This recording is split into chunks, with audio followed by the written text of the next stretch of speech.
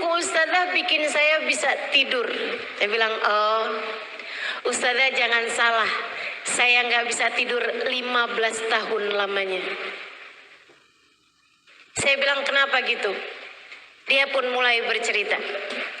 Dia bilang, saya Ustazah waktu itu 15 tahun lalu, seorang istri dengan 2 orang anak dan seorang suami yang bekerja dengan mapan di sebuah perusahaan yang terkemuka di Jakarta.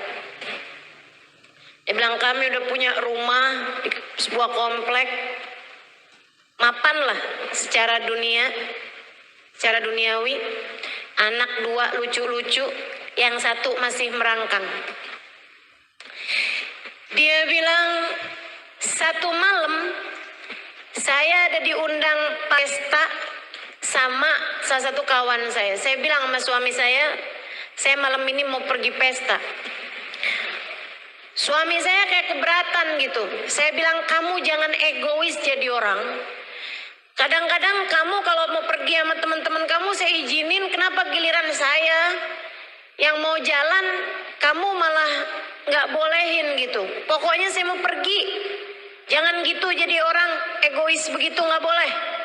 Dia bilang, saya pun pergi dengan sepertinya suami yang sedang keberatan sama saya. Pesta dilaksanakan di sebuah restoran mewah. Dia bilang, teman-teman saya mulai bubar jam 9, setengah 10. Saya pikir biarin sekalian suami saya biar tahu rasa. Susah kan jagain anak 2. Saya sengaja nggak pulang-pulang. Sampai di atas jam 10, setengah 11-an baru saya setir mobil pulang ke rumah. Waktu saya masuk komplek, saya lihat kenapa itu rame sekali. Ada mobil pemadam kebakaran berjejer-jejer. Saya panik, saya pikir siapa yang rumahnya kebakaran, dan saya pingsan ketika saya menemukan ternyata yang kebakaran, hangus kebakaran semuanya adalah rumah kami. Saya pingsan, bangun-bangun saya di rumah sakit. Ketika saya sadarkan diri, saya berharap agar saya pingsan kembali tanpa pernah terbangun lagi. Ketika saya diberitahu bahwa suami saya meninggal dunia di kebakaran tersebut, anak saya yang pertama meninggal dunia, yang tersisa adalah anak saya yang merangkak dengan keadaan kulit yang sudah terbakar dengan luka bakar yang sampai membuat dia hidup dalam keadaan tidak normal. Kayak ada kerusakan di jantung dan lain sebagainya. Dia bilang, sejak hari itu saya tak henti mengutuki diri. Saya selalu merasa bersalah, dihantui perasaan-perasaan yang tidak menyenangkan bertahun-tahun lamanya. Kami akhirnya memutuskan untuk pindah, saya dengan anak saya, di sebuah apartemen. Saya tidak bergaul dengan orang-orang. Dia bilang, anak saya sekarang Ustazah udah di usia 15-an tahun. Dia cantik sebenarnya, tapi memang kulitnya banyak kena luka-luka bakar itu. Dan juga anak saya tidak pasti apa yang dimaksudkan dengan tidak normal ya. Mungkin kayak bagian dalamnya atau apa. Tapi dia bilang secara kecerdasan anak saya ini Ustazah bahkan di atas rata-rata orang pada umumnya. Tapi saya malu dengan keadaan anak saya, sehingga akhirnya tiap kali saya melihatnya, saya merasa bersalah atas kejadian 15 tahun yang silam. Karenanya saya jadi benci dengan anak saya sendiri. Saya tidak bolehkan anak saya ketemu sama orang. Dia sekolah homeschooling, gak punya temen. Temennya di dunia maya saja. Dia bilang saya nggak bolehin dia ketemu sama siapapun, saya nggak suka melihat dia dihina orang. Dan setiap saat itu terjadi, orang melihat anak saya dengan rasa kesian, saya kembali mengutuki diri sendiri. Saya setiap hari bekerja dan saya benci dengan musim liburan. Sebab akan membuat saya tidak sibuk, tidak menyibukkan pikiran dengan pekerjaan, dan membuat saya harus sering-sering melihat anak saya tersebut. Bilang anak saya sering WhatsApp saya, sering kirim SMS waktu itu ya. Dia bilang, mama jangan lupa makan. Mama udah makan hari ini. Anak saya baik sekali Ustazah. Tapi saya tak henti-henti membencinya. Dia bilang sampai satu hari, beberapa hari yang lalu, saya pulang seperti biasa. Ustazah jangan salah, dia bilang. Saya sholat, gak pernah tinggal. Ustazah jangan salah, saya pergi haji, saya pergi umroh, saya pergi majelis taklim, dan saya juga jadi pasien psikolog juga. Jadi klien psikolog. Saya juga pasien psikiater. Saya datang ke berbagai macam seminar, saya datang kepada orang-orang yang saya pikir bisa meringankan beban hati saya. Dia bilang, tapi itu semuanya tidak ada atau belum, tepatnya belum ada yang berhasil buat saya. Dia bilang sampai satu hari, saya pulang di larut malam. Habis kerja, sengaja, tar deh, tunggu biar gak macet. Saya pulang malam hari, dia juga tunggu biar anak saya tuh kayak udah tidur gitu. Jadi saya gak harus lama-lama ngobrol sama anak saya. Dia bilang saya masuk, ada paketan di kamar, di rumah, di apartemen mereka. Saya liatin dari teman saya. Saya biarin aja, saya buka, isinya buku Bidadari Bumi, Halimah Lidrus. Siapa nih, gak terkenal. Dia bilang, saya pun pergi nemuin anak saya, secium keningnya. Kayaknya dia udah tidur atau nggak tidur, saya nggak tahu. Dia bilang habis itu saya keluar, saya cari makanan, saya makan sedikit dari kulkas. Kemudian saya pergi mandi, saya sholat isya. Habis itu saya buka televisi, nggak ada yang menarik. Saya buka bacaan-bacaan apaan, nggak ada yang menarik. Saya kemudian keingetan, buku yang tadi apa tuh? Saya pun mulai membacanya. Dia bilang halaman 1, 2, 3. Sampai dicerita wanita di bis. Mungkin kalau teman-teman pernah baca buku Bidadari Bumi, tahu cerita tersebut. Saya menceritakan tentang seorang perempuan yang naik bis barengan sama saya. Kami hanya berdua, jadi saya ketinggalan bis. Akhirnya saya waktu itu ada tugas ngajar di Darul Faqih, memberi kajian daurah buat ibu-ibu di Daruzara di Tarim, Hadramaut Yaman. Saya ketinggalan bis karena saya mau nyelamatin jemuran saya dulu. Akhirnya saya ke sana, bisnya udah jalan. Saya telepon Darul Mustafa, minta dikirimin kendaraan. Yang datang bis yang tadi isinya 60 orang. Saya sendirian naik di bis tersebut. Kan udah kosong, udah pada berangkat semua. Di tengah jalan ada perempuan berhentiin mobil, berhentiin bis tersebut, dia pun masuk. Seneng banget saya, ada temannya. Saya pun menyapa beliau, saya bilang Assalamualaikum warahmatullahi wabarakatuh, hababa. Waalaikumsalam warahmatullahi wabarakatuh, ya bunai, la ilaha illallah, la ilaha illallah, la ilaha illallah, la ilaha illallah. Saya sebenarnya kepengen ngajakin ngobrol, tapi lisannya sibuk berzikir, la ilaha illallah, la ilaha illallah, la ilaha illallah, la ilaha illallah. Jadi saya nggak mau ganggu. Dia duduk di bangku depan, deketnya pintu itu, saya duduk di belakangnya. Bis pun melaju dengan kencang. Tiba-tiba lagi bis kencang, ada anak lari lewat di jalanan, nyebrang jalanan. Bisnya takut nabrak tuh anak. Dia ngerem dengan sangat mendadak, membuat saya, waktu itu saya kurus. Teman-teman saya sekalian, Itu saya pegangan sama itunya, sama pegangan depan itu aja kepala saya tuh terbentur sama bangku yang di depan saya. Sementara si ibu dua di depan saya itu, maksud seorang ibu yang ada di dua baris depan saya terjungkal, teman-teman saya sekalian. Terjungkal, kepalanya terbanting, kemudian dia jatuh di tangganya bis tersebut itu. Dia kayaknya mau mempertahankan diri gitu ya. Dia pegangannya bis tuh, ada tuh pegangan pintunya tuh, ternyata pegangannya itu ada besi yang menonjol sehingga masuk ke tangannya, berdarah-darah, dia lepaskan lagi, kebanting lagi. Ketika mobil berhenti, bis tersebut berhenti, perempuan tersebut dengan darah-darah di badannya karena berdarah-darah tangannya, pas ada di depan saya perempuan tersebut dengan mulut yang tersenyum dengan pandangan bahagia.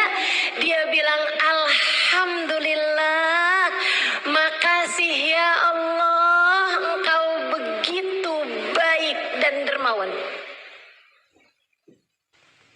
Saya pas lihat dia senyum terus ngomong gitu, jangan-jangan ada yang kena sarafnya nih. Ada orang kesakitan kayak begitu mestinya badannya pasti ngilu-ngilu, sakit-sakit, bentur-bentur berkali-kali teman-teman. Dan dia senyum lebar dengan dia bilang, alhamdulillah, makasih ya Allah. Kayaknya mau mempertahankan diri gitu ya. Dia pegangannya bis tuh, ada tuh pegangan pintunya tuh, ternyata pegangannya itu ada besi yang menonjol sehingga masuk ke tangannya, berdarah-darah, dia lepaskan lagi, kebanting lagi. Ketika mobil berhenti, bis tersebut berhenti, perempuan tersebut dengan darah-darah di badannya karena berdarah-darah tangannya, pas ada di depan saya perempuan tersebut dengan mulut yang tersenyum dengan pandangan bahagia. Dia bilang, alhamdulillah, makasih ya Allah, engkau begitu baik dan dermawan. Saya pas lihat dia senyum terus ngomong gitu, jangan-jangan ada yang kena sarafnya nih. Ada orang kesakitan kayak begitu mestinya badannya pasti ngilu-ngilu, sakit-sakit, bentur-bentur berkali-kali teman-teman. Dan dia senyum lebar dengan dia bilang, alhamdulillah, makasih ya Allah, makasih ya Allah, engkau begitu baik pada hamba-hambamu. Saya tanya dia, kaif halak Hubaba, bagaimana kabarmu Hubaba? Dan dia bilang, alhamdulillah, alhamdulillah, alhamdulillah, Rabbuna Karim, Allah Tuhan kita baik banget ya nak ya. Saya heran, dia nggak bilang ya udah sabar ya nak, nggak apa-apa kok misalnya gitu, enggak. Dia bilang, alhamdulillah, Rabbuna Karim, Tuhan kita baik banget ya nak ya. Saya bilang, baik gimana menurutmu? Dia bilang, nak, kamu nggak pernah baca hadisnya Nabi, innallaha idza ahabba abdan ibtalah.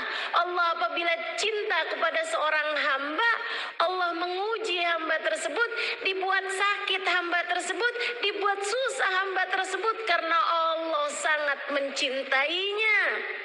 Kita barusan dicinta sama Allah, makanya Allah ngasih kita sakit kayak gitu tadi. Alhamdulillah, makasih ya Allah, makasih ya Allah, makasih ya Allah. Saya hari itu turun dari bis, saya ngajar, habis selesai saya pulang, saya makan, saya hadir roha, malam sholat jamaah dan sebagainya, sampai malam, sampai besok pagi. Saya nggak bisa tidur, saya malu. Saya menangis panjang malam, malu kepada Allah Subhanahu wa Ta'ala. Ya Allah, ada hamba-hambamu di atas muka bumi ini yang mengerti mensyukuri sakit sebagaimana orang lain mensyukuri sehat. Ada hamba-hambamu di atas muka bumi ini yang ketika diberi ujian berupa kesulitan, mereka menikmatinya selayak orang lain menikmati kemudahan. Di atas muka bumi ini ada hamba-hambamu yang mengerti berterima kasih atas hal tidak menyenangkan dalam hidup mereka. Sementara saya bukannya berterima kasih atas kenikmatan yang Allah berikan, kerjaan saya justru berkeluh kesah setiap ujian sekecil apapun datang menghampiri hidup saya. Saya tuliskan kisah itu di buku Bidadari Bumi pertama. Dia bilang ketika saya sampai di cerita itu, Ustazah, air mata saya tak berhenti mengalir. Dan itu adalah kali pertama dalam 15 tahun saya menangis. Sebelum-sebelumnya saya rasa air mata saya kering. Hati saya begitu hampa. Saya selalu menyalahkan Allah Subhanahu wa Ta'ala atas ujian 15 tahun lalu yang datang dalam kehidupan saya. Saya tak berhenti-henti menghujat Allah atas kisah 15 tahun yang lalu itu. Dan anak saya jadikan sebagai sarana saya untuk semakin menyalah-nyalahkan Allah atas buruknya takdir yang Dia pilihkan untuk saya. Saya menangis jadi-jadinya. Kemudian untuk kali pertama dalam hidup saya memutuskan untuk berwudu, mandi kembali, kemudian saya melakukan satu hal yang tak pernah saya sangka akan saya kerjakan seumur hidup saya, Ustazah. Saya sujud syukur. Sesuatu yang tak pernah saya pikirkan akan saya lakukan seumur hidup saya. Saya sujud syukur. Saya sampaikan kepada Allah, ya Allah, terima kasih masih Engkau sisakan iman dalam hati saya. Terima kasih ya Allah, masih Engkau sisakan anak untuk saya. Terima kasih ya Allah, masih Engkau biarkan saya sholat menghadap kepadamu.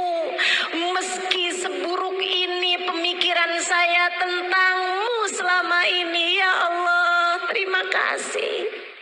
Betapa tak pernah kurang-kurang sebenarnya Engkau memberikan kepada saya selama ini.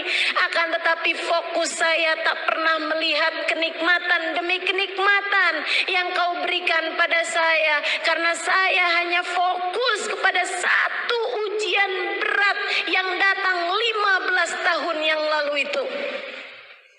Maafkan saya ya Allah, mata hati saya telah terbutakan olehnya. Sesudah saya sujud syukur, saya kemudian menghampiri kamar anak saya.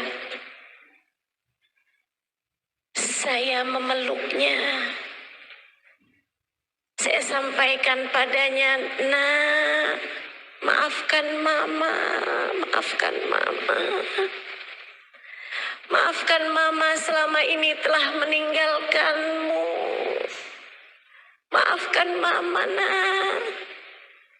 Selama ini mama sayang padamu, tapi kamu hanya mama gunakan sebagai alat untuk semakin menghujat Allah dalam hidup mama atas buruknya takdir 15 tahun yang lalu. Maafkan mama ya nak. Betapa sebenarnya kamu adalah seorang anak yang selama ini sangat membahagiakan hati mama. Mama menganggapmu sebagai musibah, padahal sebenarnya kamu adalah karunia terindah yang Allah berikan dalam kehidupan mama. Maafkan mama sayang, maafkan mama." Saya pelukin dia dengan air mata yang terus membanjiri pipi saya.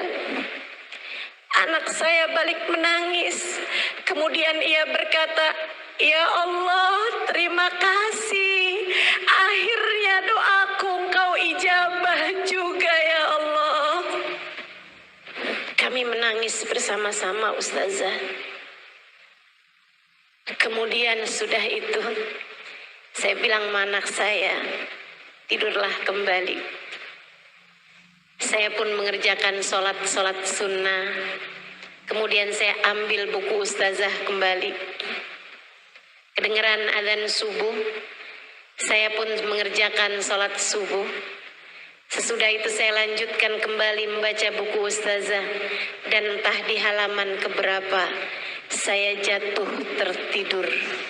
Sesuatu yang dalam 15 tahun saya tidak bisa tidur kecuali sudah mengkonsumsi pil-pil tidur. Kamu mau menderita? Gampang. Gampang. Fokus aja sama ujian yang datang dalam kehidupanmu, kekurangan yang Allah berikan padamu, kemudian bandingkan dengan orang-orang lainnya, hidupmu pasti akan menderita. Kamu mau bahagia, mau merasakan manisnya iman? Gampang. Nabi Muhammad telah memberitahukan caranya. Man radhiya billahi robba, ridholah dengan apapun yang datang dalam kehidupanmu. Ingat teman-teman sekalian, tak ada siapapun punya kehidupan yang ideal. Hidup di dunia ini tak pernah ideal untuk siapapun. Kalau nggak diuji sama keluarga, nanti diuji sama suami. Suami baik, ujiannya datang dari mertua. Mertua baik, ujiannya datang dari ipar. Ipar semua orang baik, ujiannya datang dari kemiskinan. Kemiskinan nggak juga, ujiannya datang dari sakit. Semua orang pasti diuji. Karena memang dunia ini bukan tempat sebagai kita kembali. Dunia hanyalah persinggahan. Semoga menuju surga.